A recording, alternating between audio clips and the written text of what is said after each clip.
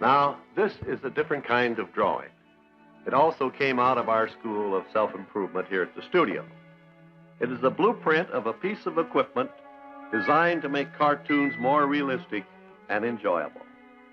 This is the plan for a super cartoon camera. We call it the multiplane camera. It was intended for use in our feature-length cartoons. You see, we decided for features, the camera needed improvement too. Actually, the pre-feature cartoon camera was fairly simple in construction and operation, and generally very satisfactory. Here, a Mickey Mouse short is being put on film. Mickey has been inked and painted on transparent sheets of celluloid.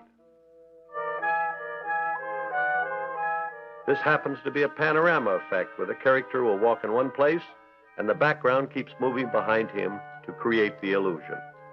Each time a new cell of Mickey is photographed, the background must be moved a fraction of an inch. Photographing each one of these celluloids of Mickey and background makes a single frame of motion picture film. And here's how the action looks on the screen.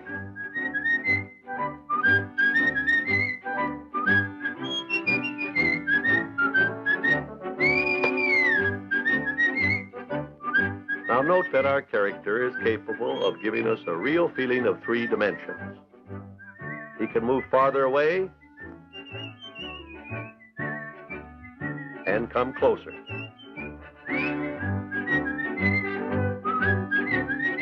He can turn so that we see all sides of him. He seems to have roundness. There's nothing flat about him. He can almost poke his finger in your eye. But when he leaves,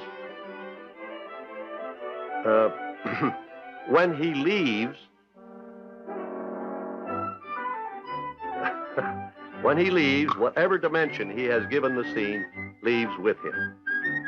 Now, the unnatural flatness of the background becomes evident. But besides being merely unrealistic, the old-fashioned flat background can also create a false effect.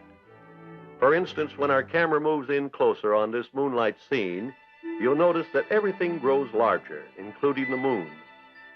Now, when you walk along a country road toward the moon, it certainly doesn't grow larger like this, nor does it shrink in size when you walk away from it. The problem was how to take a painting and make it behave like a real piece of scenery under the camera.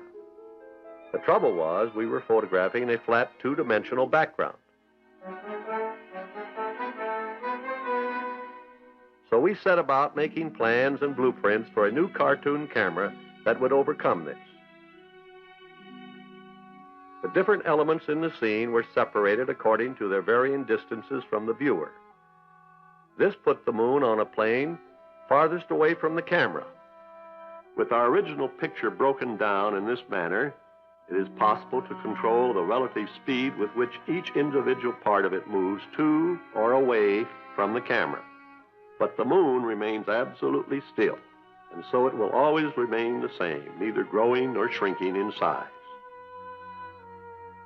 Of course, our cartoon camera does not shoot sideways, but is placed above and shoots downward toward the drawing. Since this new camera used many planes, we called it the multiplane camera.